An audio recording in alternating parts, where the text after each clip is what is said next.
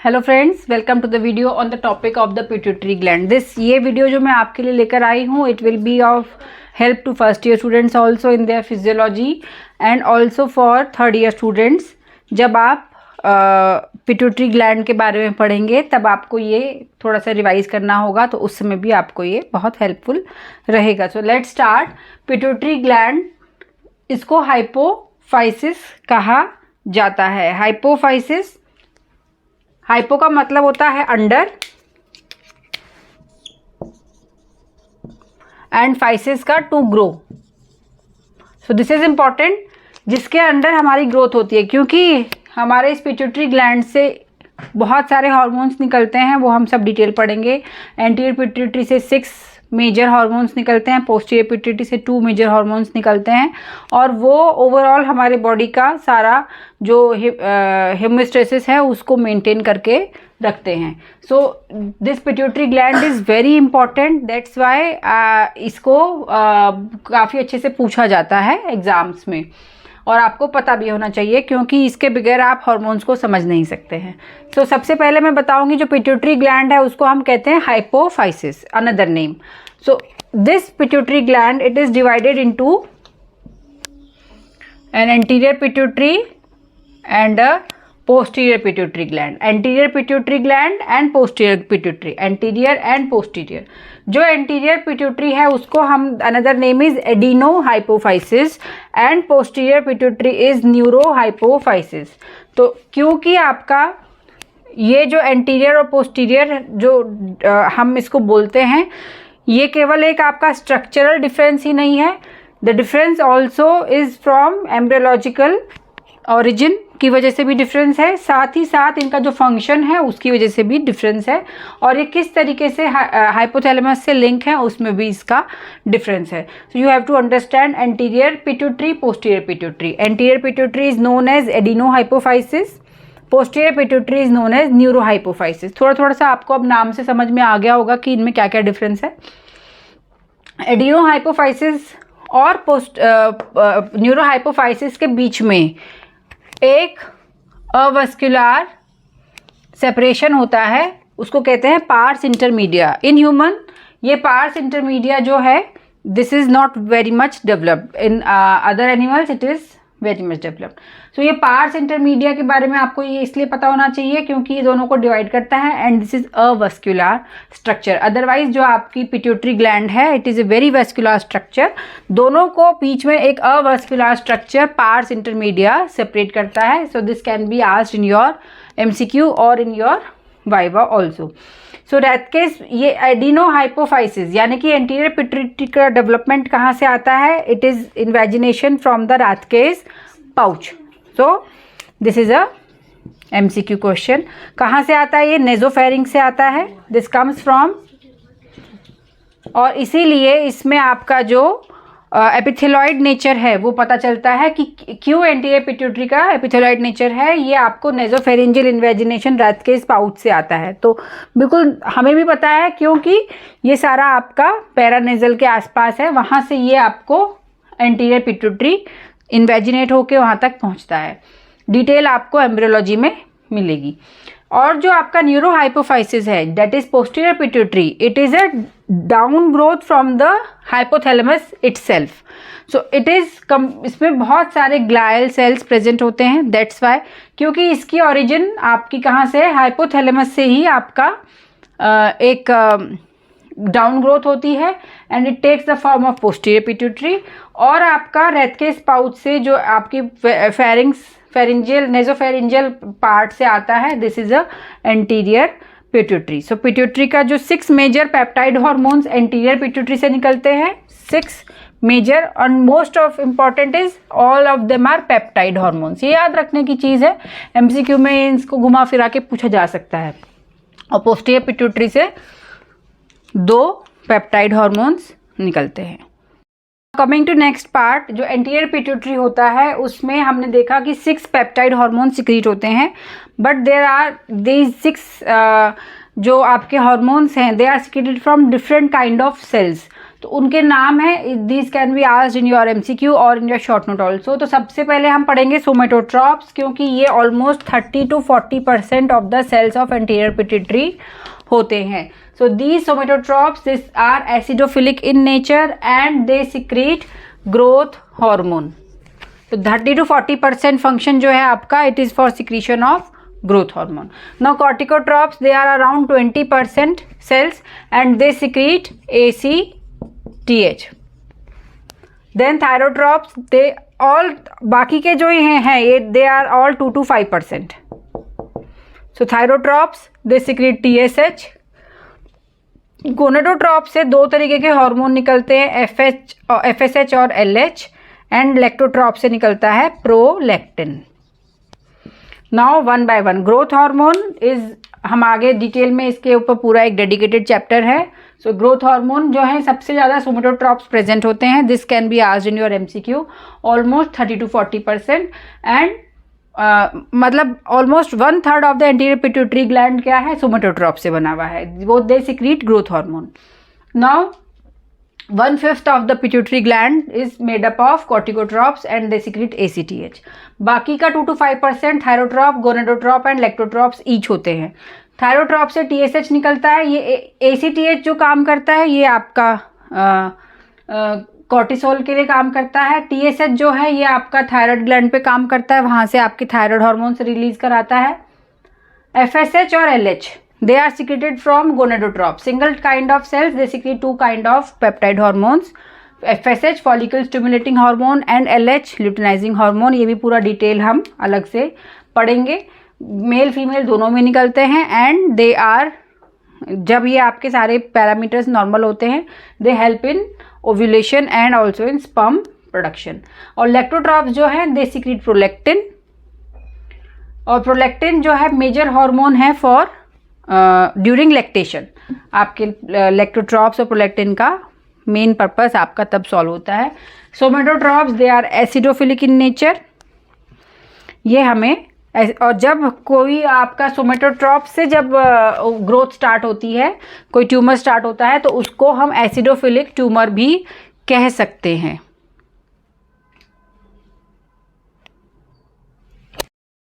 Now next part which is important in your theory exam also, it can be asked as a short note. This hypothalamic hypophyseal portal blood vessels of the anterior pituitary gland, ये क्यों important है, इसको मैं आपको एक detail में थोड़ा सा एक्सप्लेन करना चाहती हूँ। पोर्टल वेसल का क्या मतलब होता है, यूजुअली हमने देखा है कि आर्टेरियोल्स के बाद कैपिलरी बनती है, कैपिलरी फिर आपके जाके वेन्स में टर्मिनेट हो जाती हैं, है ना। लेकिन कभी कभी ऐसे सिस्टम होते हैं कि कैपिलरीज जो हैं वो जब मिलती हैं तो they again give rise to arteries, और फिर वो दूसरे ऑर्गन को सप्लाई करती है और वहाँ से फिर वो जाके आपके वेन्स में कन्वर्ट होती है। तो ये इम्पॉर्टेंट पार्ट है, दिस इज़ पोर्टल, क्योंकि बॉडी में 2-3 जगह इस पोर्टल सिस्टम को इम्पोर्टेंस दिया गया है। एक तो आपका गैस्ट्रोइंटेस्टाइनल ट्रैक्ट का है, वो डिटेल में आप जब पढ़ेंगे पता चलेगा। दूसरा आपका इसमें है ये हाइपोथैलेमस और एंटीरियर पिट्यूटरी के बीच में। क्यों? क्योंकि हाइपोथैलेमस से जो है वो हार्मोन रिलीजिंग हार्मोन सिक्रीट होते हैं, जो उनकी नर्व एंडिंग्स हैं। नर्व एंडिंग्स इसमें जो हाइपोथैलेमस में जो आपकी मीडियन एमिनेंस में आके टर्मिनेट होती हैं, उसमें क्या खासियत है कि वहाँ से ये हार्मोन रिलीजिंग हार्मोन उस नर्व एंडिंग पे रिलीज होते हैं। फिर ये हार्मोन रिलीजिंग हार्मोन जो हैं ये आपकी जो कैपिलरीज जा रही है मीडियन एमिनेंस के पास से, उनमें तुरंत एब्जॉर्ब हो जाते हैं। जब ये कैपिलरीज फिर मीडियन एमिनेंस से बाहर सरफेस पे आएंगी,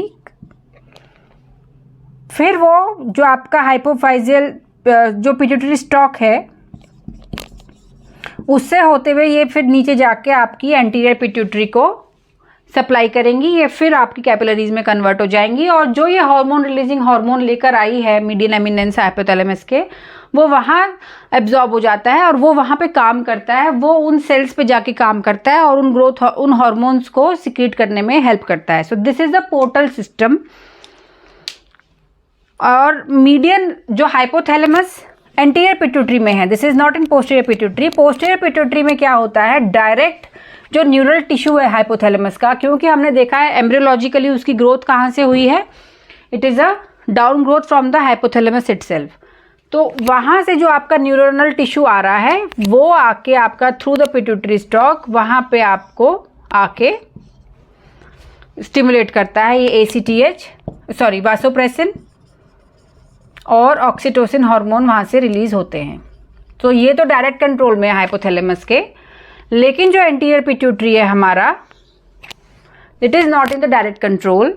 तो यहाँ से जो मीडियन एमिनेंस आपका आ रहा है हाइपोथैलेमस का, वहाँ से जो ब्लड वेसल उसको एब्जॉर्ब करेंगी कैपिलरीज में, तो ये वेन में नहीं कन्वर्ट होती, ये फिर आपकी आर्टरी में कन्वर्ट होके फिर यहाँ तक आती हैं और यहाँ पे फिर ये बहुत वेस्कुलर है, यहाँ ये कैपिलरी में बन जाती है, तो यहाँ से एब्जॉर्ब करके तुरंत लाके यहाँ पे इसकी डिलीवरी ये कर देती हैं। तो this is the portal vessel. And median eminence जो है, अगर आपसे कोई क्वेश्चन पूछा जाता है इन MCQ कि what is the functional link between hypothalamus and anterior pituitary, it is the median eminence of the hypothalamus. वो आपका फंक्शनल लिंक है। फंक्शनल क्यों? क्योंकि because of this portal system. Functional link किस वजह से है? Because of this portal system. And it is not a direct link, it is a functional link. वहाँ से जो आपको मैसेज आ रहा है वो हार्मोन रिलीजिंग हार्मोन्स का, वो वहाँ ले आता है through this portal system. So this portal system of hypothalamic hypophyseal, hypophyseal क्योंकि पिट्यूटरी को हम क्या कहते हैं? हाइपोफाइसिस। तो hypothalamic hypophyseal portal blood vessel जो है ये very because of this the growth, जो हार्मोन रिलीजिंग हार्मोन्स हैं, there are various hormone releasing hormones. जैसे कि आपका ग्रोथ हार्मोन रिलीजिंग हार्मोन है, ये आके आपका एसिडोफिल्स पे काम करता है और वहाँ से आपका ग्रोथ हार्मोन रिलीज होता है। और एक ग्रोथ हार्मोन इनिबिशन हार्मोन भी होता है, वो भी इस पे हेल्प करता है। देन आपका क्या है? कॉर्टिकोट्रोपिक रिलीजिंग हार्मोन, ये आपका कॉर्टिकोट्रोप्स पे काम करता है, ACTH सिक्रीट कराता है। देन थायरोट्रोपिन रिलीजिंग हार्मोन, ये आपका थायरोट्रोप्स पे काम करेगा और TSH सिक्रीट कराता है। Then gonadotropin releasing hormone, it acts on gonadotrophs for FSH and LH। ये तो सारे के सारे आपके जो हैं ये स्टिमुलेटरी कंट्रोल में हैं, stimulatory control of the hypothalamus. वहाँ से ये हार्मोन रिलीजिंग हार्मोन आएगा और ये रिलीज करवाएगा, तो ये बढ़ेगा तो ये भी बढ़ेगा।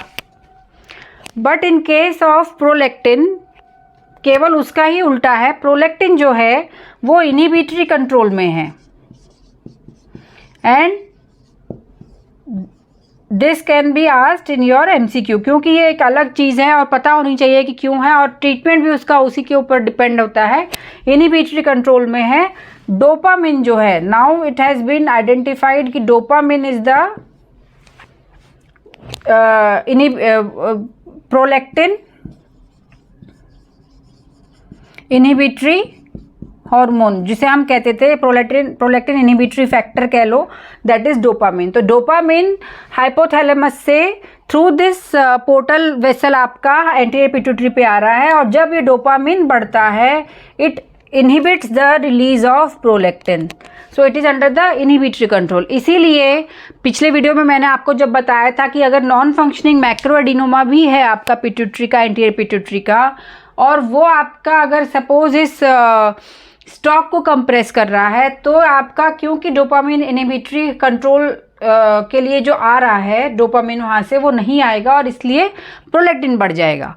तो ये एक रीज़न था, और यही रीज़न है कि in cases of macroadenomas why there is anterior hypopituitarism, क्योंकि ये जो रिलीजिंग हार्मोन्स हैं वो भी नहीं पहुंच पाएंगे because of the compression of the stock, pituitary stock, और जब ये पहुंचेंगे नहीं तो ये भी वहाँ से फिर लिबरेट नहीं होंगे। तो ये आपको बहुत इंपॉर्टेंट एक समझने वाली बात है। So this is the thing that is asked very frequently in your exam, and this prolactin is under inhibitory control, और जो इनहिबिटरी फैक्टर आता है that is nothing else but dopamine. इसीलिए जब प्रोलैक्टिन लेवल बढ़ता है उसे कम करने के लिए हम डोपामिन एगोनिस्ट देते हैं। So this is one of the favourite questions of examiners. One more thing कि जो भी हमारे ये सिक्रीट होते हैं hormones, they are all peptide hormones, और ये कितने कितने अमीनो एसिड से बने हैं ये भी आपको याद रखना है। प्रोलैक्टिन जो है वो 198 अमीनो एसिड से बना है and it is a single chain. Single chain जो आपका ग्रोथ हार्मोन है ACTH है और प्रोलैक्टिन है, they are all single chain polypeptide. And जो आपका दिस TSH एंड FSH और LH ये दे आर डबल चेन, इसमें अल्फा और बीटा चेन होती है। Now one more thing, prolactin के बारे में अगर हम डिटेल करेंगे तो prolactin is important for lactation. इसका पूरा जो लैक्टेशन में जो रोल है और जो इजेक्शन रिफ्लेक्स हैं ये सब कुछ मैंने पहले एक वीडियो में बना रखा है, आप थ्रू प्लेलिस्ट उसमें से जाके देख सकते हैं। Now prolactin hormone physiologically during pregnancy कितने वीक से बढ़ना शुरू होता है? This it start increasing in 5th week. After delivery prolactin आपका it comes back to pre pregnancy level, but because of the suckling जो आपके रिफ्लेक्स जाते हैं there is a almost 20-fold surge बढ़ता है ये, और दिस जो ये बढ़ता है फिर नॉर्मल लेवल पे आ जाता है। This is the thing that maintains lactation. इसलिए अगर आप 5-7 डेज लैक्टेशन अगर बंद कर देंगे, सपोर्ट देंगे, टाइट ब्रेस्ट सपोर्ट देंगे, तो लैक्टेशन धीरे धीरे रुक जाता है। तो ये इंपॉर्टेंट है। ड्यूरिंग लैक्टेशन वो कंटिन्यूस एक लेवल पे अप नहीं रहता है, देयर इज़ अ फ्लक्चुएशन। जब आपकी सकलिंग स्टार्ट होती है तब आपका वो बढ़ना शुरू हो जाता है प्रोलैक्टिन लेवल। कितने घंटे में? सकलिंग स्टार्ट करने के 1 आवर पे उसकी पीक होती है, और वो इसलिए मेंटेन रखता है फिर लैक्टेशन को। सकलिंग स्टार्ट करने के 1 आवर पे प्रोलैक्टिन की पीक आती है। This is it is almost up to 10 to 20-fold rise जो होता है। And what more important, dopamine जो है it is the inhibitory under the inhibitory control of dopamine which is secreted from the hypothalamus. This is also very much important. Now ये भी जानना है कि जब प्रोलैक्टिन इंक्रीज होता है, राइज होनी शुरू होती है, तब आपका मिल्क प्रोडक्शन स्टार्ट होता है। तो सकलिंग का जो शुरू का आधा मिनट से होता है करीब बेबी का, उस समय उसको मिल्क नहीं मिलता है। जब सकलिंग स्टार्ट होती है वहाँ पे आपका इंफॉर्मेशन जाती है, वहाँ से प्रोलैक्टिन रिलीज होता है, तब आपका मिल्क प्रोडक्शन स्टार्ट होता है। और ऑक्सीटोसिन जो है that is from the posterior pituitary, it is important for the milk ejection reflex. उसके बारे में भी डिटेल मैंने आपको पहले वीडियो बना रखा है, वहाँ से आप उसकी डिटेल देख सकते हैं इन प्लेलिस्ट ऑफ प्यूरपेरियम। सो कितना प्रेशर से जब ऑक्सीटोसिन की वजह से मायोएपिथेलियल सेल्स कॉन्ट्रैक्ट करते हैं तो वो मिल्क को आगे पुश करता है। तो उसमें that is 10 to 20 millimetres of mercury जो प्रेशर होता है, उतना प्रेशर में वो मिल्क आपके डक्ट से बाहर आता है। So this is also an MCQ question. सो इस वीडियो में मैंने प्रोलैक्टिन की यूजुअली जो मेन फिजियोलॉजी पार्ट है वो कवर किया है, एंटीरियर पिट्यूटरी का, जो कि एक बहुत ही इम्पॉर्टेंट ऑर्गन है हमारी बॉडी में for normal functioning of each and other body organ. This pituitary is very important and knowledge of this pituitary is important to all the medical students as well. अगर आपको हमारा ये video पसंद आया है तो प्लीज़ हमारे वीडियो को लाइक करें, अपने फ्रेंड्स में शेयर करें और हमारे चैनल को सब्सक्राइब ज़रूर करें।